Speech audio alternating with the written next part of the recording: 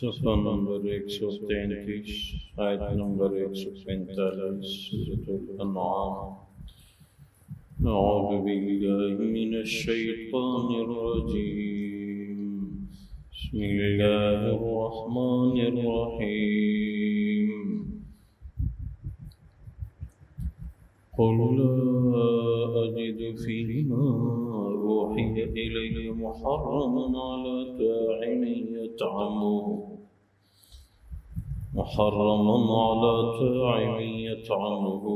إلا أن يكون ميتة أو دما مسفوحا إلى آخره۔ اللہ تبارک و تعالی فرماتے ہیں، قل، اے نبی صلی اللہ علیہ وسلم آپ فرما دیجئے، لا اجد فیما اوحی الی محرما علی طاعم یطعمہ، میں نہیں پا رہا اس کلام میں جو مجھے بطور وحی دیا گیا ہے کہ کسی کھانے والے کو کوئی کھانے کی چیز حرام ہو، الا ان یکون میتۃ، ہاں اگر مردار کا گوشت ہو تو پھر حرام ہے، او دم مسفوحا، یا بہتا ہوا خون ہو تو حرام ہے، او لحم خنزیر، یا خنزیر کا گوشت ہو، فإنہ رجس، کیونکہ وہ گندگی ہے، او فسقا اہل لغیر اللہ بہ، یا فسق کے طور پہ اللہ کے سوا کسی کے نام پہ ذبح کیا گیا ہو، فمن اضطر غیر باغ ولا عاد، جو آدمی بے تاب ہو گیا بطور خواہش نہ کھائے اور نہ حد سے زیادہ کھائے، ضرورت سے زیادہ کھائے، فإن ربک غفور رحیم، تو واقعی آپ کا رب بخشنے والا مہربان ہے۔ قال الذین ہادوا حرمنا کل ذی ظفر، یہودیوں پہ ہم نے ہر ناخن والا جانور حرام کر دیا تھا، وَمِنَ الْبَقَرِ وَالْغَنَمِ حَرَّمْنَا عَلَيْهِمْ شُحُومَهُمَا، اسی طرح گائے اور بکری کی چربی کو ہم نے ان پر حرام کیا تھا، إِلَّا مَا حَمَلَتْ ظُهُورُهُمَا أَوِ الْحَوَايَا، ہاں وہ چربی حرام نہیں تھی جو جانور کی پشت پہ ہو یا آنتوں پہ ہو، او مختلط بعظم، یا ہڈی کے ساتھ چپکی ہوئی ہو، ذَلِكَ جَزَيْنَاهُمْ بِبَغْيِهِمْ، یہ ان کی سرکشی کا ان کو بدلہ ہم نے دینا تھا، وَإِنَّا لَصَادِقُونَ، اور واقعی ہم سچے ہیں۔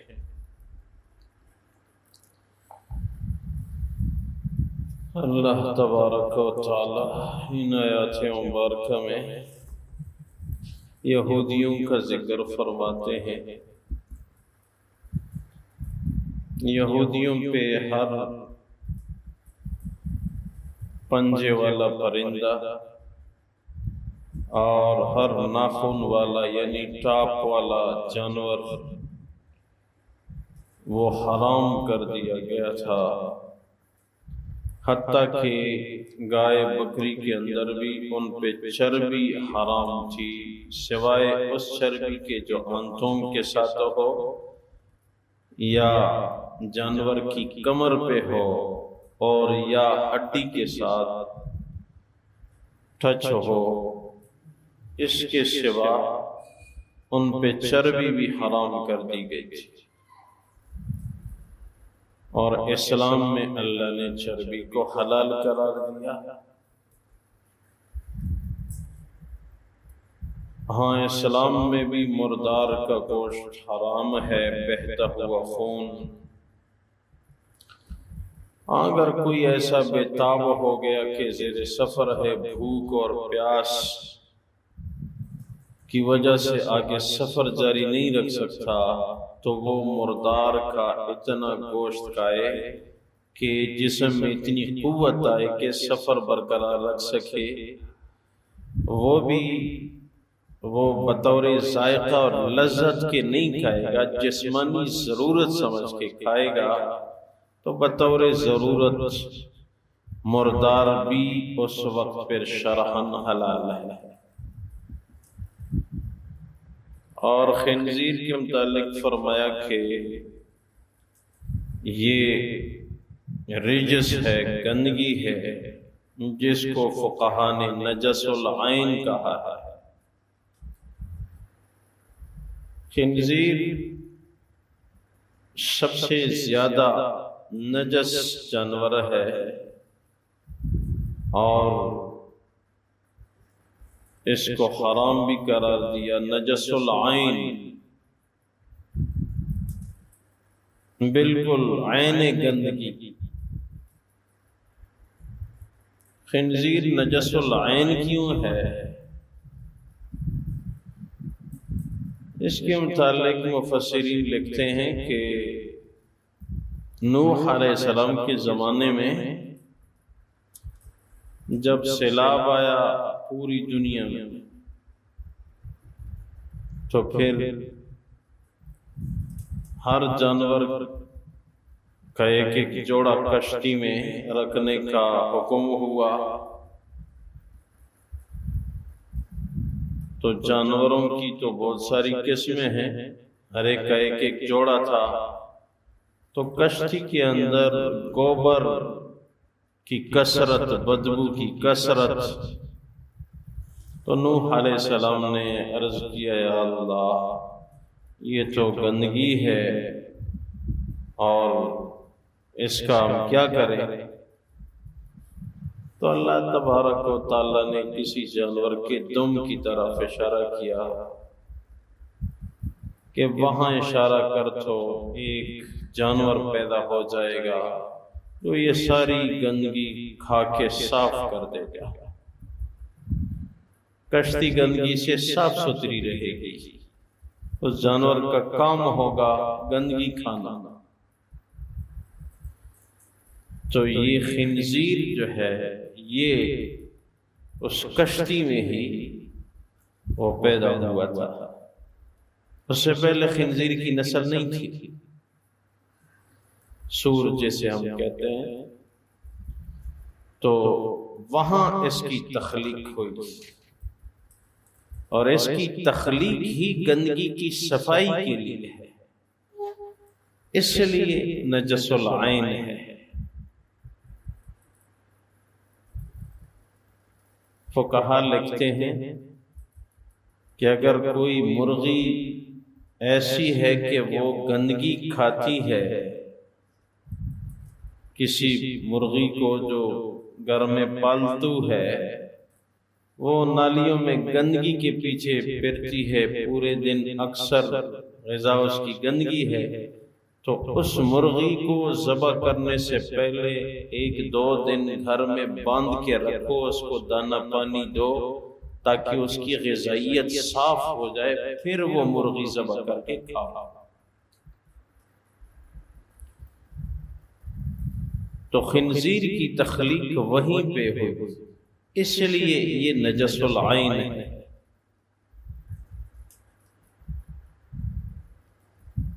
اور اکثر گندگی کھانا اس کی عادت ہے، گندگی شوق سے کھاتا ہے۔ ہاں یہ بلی کے متعلق بھی ہے کہ یہ بھی اس کشتی میں پیدا کی گئی۔ ایک کتاب میں لکھا تھا کہ یہ چوہوں کا جوڑا بھی تھا، یہ باغ دوڑ کرتے تھے، تو نوح علیہ السلام نے درخواست کی اللہ یہ تو 2 ہی ہیں اور تمام جانور ہیں، یہ باغ دوڑ کرتے ہیں، اگر کسی جانور کے پاؤں کے نیچے آ گئے تو جوڑا ختم ہو جائے گا، اگلی نسلوں کے لیے چوہے نہیں رہیں گے۔ تو پھر حکم ہوا کہ شیر کے چہرے کو اشارہ کر اس سے ایک چھوٹا سا ایسا جانور میں پیدا کر دوں گا جو شکل و صورت روپ میں وہ شیر کی طرح ہوگا۔ تو اشارہ کر کے وہاں سے بلی کی تخلیق ہوئی۔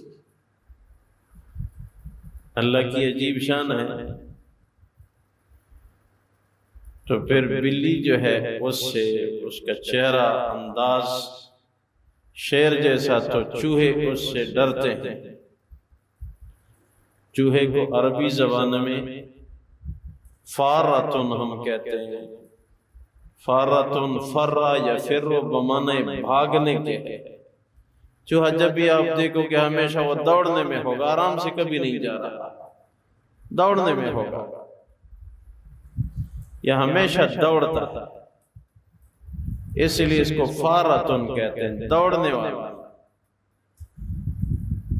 وہ ایک دفعہ طلبہ بھی بعض بڑے عجیب سوال کرتے ہیں، مدرسے میں سبق ہو رہا تھا تو میں نے عرض کیا کہ یہ فارتن چوہے کو اس لیے کہتے ہیں کہ فرا یا فرو یہ عربی زبان کا لفظ ہے، فرار ہو جانا، یہ بھاگتا ہے، اس لیے عربی میں فارتن کہتے ہیں۔ ایک طالب علم کھڑا ہو گیا، کہنے لگا کہ جی پھر یہ بلی کو بلی کیوں کہتے ہیں؟ دوسرا طالب علم مجھ سے پہلے کہنے لگا میں اس کو جواب دوں، میں نے کہا ہاں دو۔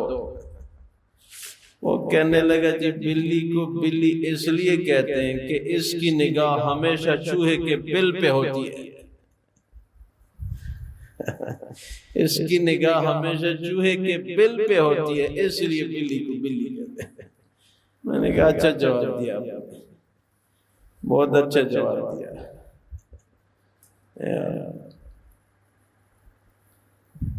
ہمارے ایک استاد تھے، فرمانے لگے ادب بلی سے سیکھ لو۔ اب آپ کمرے میں بیٹھ کے کھانا کھا رہے ہیں تو دروازے سے داخل ہو جاتی ہے تو سب سے پہلے اجازت لیتی ہے میں آؤں، سب سے پہلے وہ کہتی ہے کہ میں آؤں، مجھے آنے کی اجازت ہے۔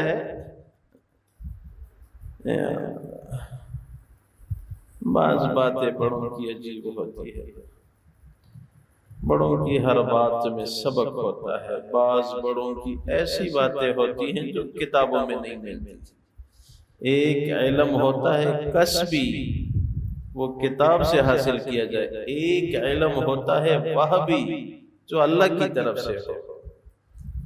ہمارے ایک دیندار ساتھی ہیں حسین، ان کے ساتھ بیٹھنا ہوا، فرمانے لگے پنجاب میں کہیں کسی شہر میں کوئی عورتوں کی مجلس تھی، اس بات پہ ایک عورت وہ ہے تقریر کر رہی تھی کہ اسلام نے ہمیں حقوق نہیں دیے، اسلام نے ہماری حق تلفی کی ہے، اور بار بار جو بھی آ کے بیان کرتی تھی تو یہ کہہ رہی تھی کہ سب سے بڑی دلیل یہ ہے کہ اگر آدمی مر جائے تو اس کی دیت 100 اونٹ ہیں، اگر عورت مر جائے اس کی دیت 50 اونٹ کیوں ہے؟ اسلام نے ہماری آدھی قیمت کیوں لگائی ہے؟ ہمارے سے ایک ساتھی فرمانے لگے کہ بہت ساری عورتیں جمع تھی تو وہاں ایک مفتی صاحب گزر رہے تھے، ان کو بلایا کہ آؤ یہ عورتوں کا جواب دو، آؤ یہ عورتوں کا جواب دو، یہ کہہ رہی ہیں کہ اسلام نے ہماری کم قیمت لگائی ہے اور مردوں کی قیمت زیادہ لگائی ہے، ہمارے ساتھ اسلام نے زیادتی کی ہے۔ تو وہ بڑا پریشان آیا کہ اب مجھ سے سوال ہے، اب میں کیا کروں یا اللہ میری مدد فرما۔ تو آ کے اللہ نے اس کے دل میں بات ڈال دی، بڑا عجیب جواب دیا، فرمانے لگے دراصل یہ اعتراض عورتوں کا نہیں ہونا چاہیے، یہ اعتراض ہم مردوں کو چاہیے کہ ہم جلوس نکالیں۔ کیوں؟ کیونکہ جب عورت مر جاتی ہے تو 50 اونٹ کس کو ملیں گے؟ شوہر کو ملیں گے۔ جب بیوی مر جائے گی 50 اونٹ کون لے گا؟ شوہر لے گا نا۔ جب شوہر مر جائے گا 100 اونٹ کون لے گی؟ ہاں جی، شوہر مر جائے گا 100 اونٹ کون لے گی؟ اسی شوہر کو 100 اونٹ ملیں گے یا اس کی بیوی کو ملیں گے بھائی؟ اور اگر بیوی مر گئی تو 50 اونٹ کم کس کو ملنے ہیں؟ عورت کو تو اسلام نے 100 اونٹ دیے ہیں اور شوہر کو 50 دیے، اعتراض ہمیں چاہیے تمہیں چاہیے۔ اللہ بھئی اسلام کے جو قوانین ہیں اس کے ظاہر کو نہ دیکھیں، اس کے اندر جھانک کے دیکھو، ہر فرد کا خیال رکھا گیا ہے، اس کے اندر جھانک کے دیکھو کہ اسلام کا فیصلہ کیا ہے۔ بس اسلام ہمارا دین ہے، اللہ ہمارے رب ہے، اس نے جو بھی فیصلہ کیا ہے آمنا وصدقنا ہمیں قبول ہے، چاہے خنزیر کو حرام قرار دیا، چاہے کتے کو حرام قرار دیا۔ ہاں عقلی دلیل ایک الگ بات ہے، ہمیں اللہ کے فیصلے کیا ہے قابل قبول ہے، اس میں ہمارے لیے فائدہ ہے۔ اللہ تبارک و تعالی فرماتے ہیں قُلْ لَا أَجِدُ فِي مَا أُوحِيَ إِلَيَّ مُحَرَّمٌ عَلَىٰ طَاعِمٍ يَطْعَمُهُ، آپ فرما دیجئے اے نبی کہ مجھے بطور وحی جو کلام ملا ہے اس میں نہیں پا رہا محرم علی طاعم یطعمہ کہ کھانے والے کے لیے کوئی کھانے کی چیز حرام ہو، الا یکون میتۃ او دما مسفوحا، مگر وہ مردار کا گوشت حرام ہے یا بہتا ہوا خون، او لحم خنزیر یا خنزیر کا گوشت، فإنہ رجس او فسقا اہل لغیر اللہ بھی، کیونکہ وہ گندگی ہے یا بطور فسق اللہ کے سوا کسی اور کے نام پہ ذبح کیا جائے جانور، وہ بھی حرام ہے۔ فَمَنِ اضْطُرَّ غَيْرَ بَاغٍ وَلَا عَادٍ فَإِنَّ رَبَّكَ غَفُورٌ رَحِيمٌ، بس جس کو مجبور کیا گیا، بے تاب ہو گیا، وہ بغیر خواہش کے اور بغیر تجاوز کے اگر جسمانی ضرورت کے لیے مردار کا گوشت کھائے تو گنجائش ہے۔ فإن ربک غفور الرحیم، واقعی آپ کا رب اس کو بخشنے والا مہربان ہے۔ فعلی الذین ہادوا حرمنا کل ذی ظفر، اللہ فرماتے ہیں ہم نے یہودیوں کے لیے ہر ناخن والے جانور کو حرام کر دیا تھا اور ہر پنجے والے پرندے کو، ومن البقر والغنم، گائے اور بکری میں سے، حرمنا علیہم شحومہما، ہم نے ان پہ حرام کی تھی ان دونوں کی چربی، الا ما حملت ظہورہما بالحوایا ومختلط بعظم، ہاں وہ چربی ان کے لیے حلال تھی جو ان کی پشت پہ ہوتی یا آنتوں میں یا ہڈی کے ساتھ متصل ہوتی تھی۔ ذالک جزیناہم ببغیہم وإنا لصادقون، یہ ہم نے ان کی سرکشی کا بدلہ دینا تھا اور واقعی ہم سچے ہیں۔ اے اللہ اپنی بارگاہ میں قبول فرما، برکتوں کا نزول فرما۔ اے اللہ اپنی رضا کے فیصلے فرما، امت کی حالت پہ رحم فرما، ہم سب کی مغفرت فرما۔ وفوض امری الی اللہ، ان اللہ بصیر بالعباد برحمتک وکرمک یا ارحم الراحمین۔